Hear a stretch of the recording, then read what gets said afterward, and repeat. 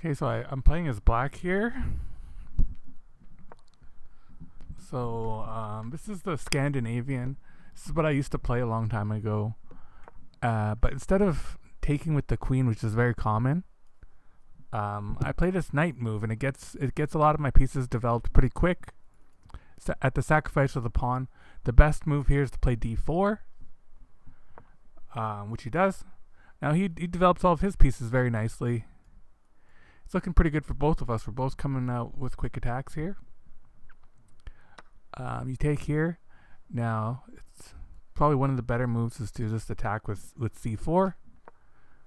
And this is one of my favorite lines because of this situation. It looks very dangerous for black because the queen can come in and check, and you can just push this pawn, and you're gonna win this knight most of the time, right? But the thing is, in this position, it's actually unique because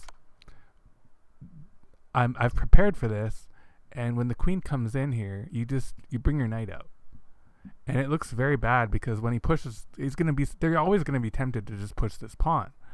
I mean, if he just pushes this pawn, there's also some other threats if he does something like that. But let's just say he goes for the most natural move, which is just to push d5. He's attacking my knight now. My knight can't move, right?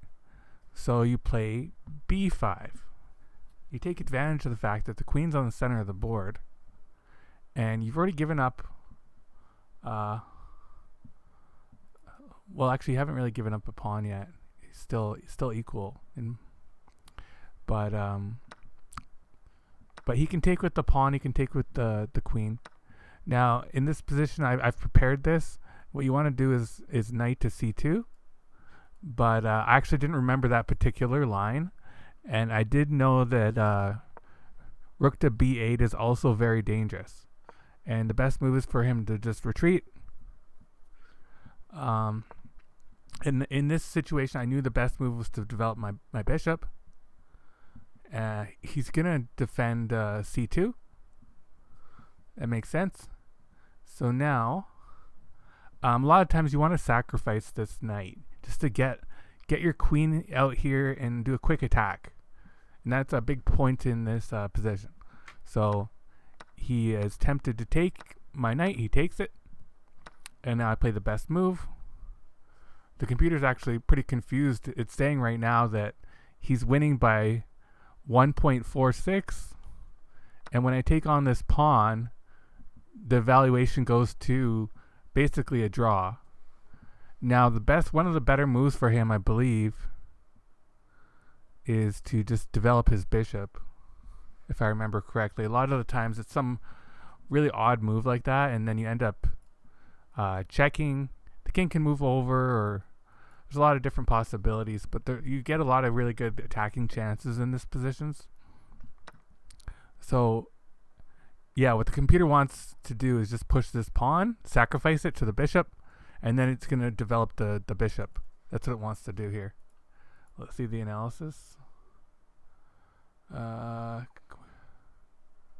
Queen to d1. Yeah, it wants to go to queen to d1, which makes sense. It's logical. So you do this sacrifice, and if a lot of times they're going to take it, it's very tempting to take that, and then you put him in check here. And the best move for him, if he's going to get checkmated in one move, if he his only move for his king is to move here, or bring his bishop to d2. So he can move his king to e2 or bishop to d2.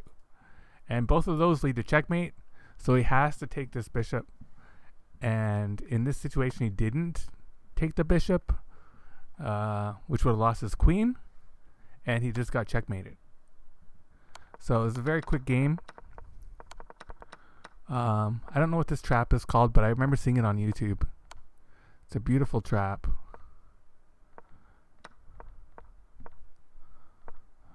A lot of times in these positions, what you want to do is you want to provoke them to take this knight and play bishop to c2, and then you provoke them to take your other knight, or he has no other moves. He has to take your bishop, because he's going to get checkmated. If this pawn is no longer on d5, you're going to checkmate him on d1 when your bishop's on c2. There's just no way to stop it. If your bishop's here, he's getting checkmated. So a lot of times you want to provoke him to take this knight, so you can play bishop to c2. So you provoke him here just to take the knight, take my knight, and then what you're doing here is you're getting the knight out of the way, so that your bishop can come into the attack. And you're just getting all of your pieces out of quick attack, and he's developed what? His bishop on a3, or his knight on a3. That doesn't look so good. His queen on a4. That doesn't look so good. What is it doing? It's not doing anything. And then you provoke him to put his rook on a2. So he's got all of his pieces on the a file, a2, 3, and 4. It just looks hideous. And you're developing all your pieces out, and you're getting ready to checkmate him right now.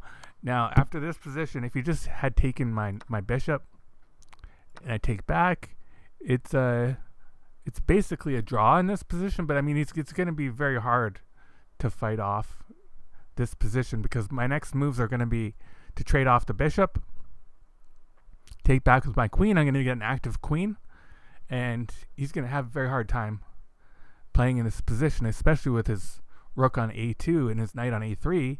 It's very bad pieces. So, and his other pieces haven't even developed yet, and I'm ready to castle. So in this position, it's just pretty funny, and he's probably going to lose in that position also. But he just happened to blunder here and didn't realize that that's mate in one move.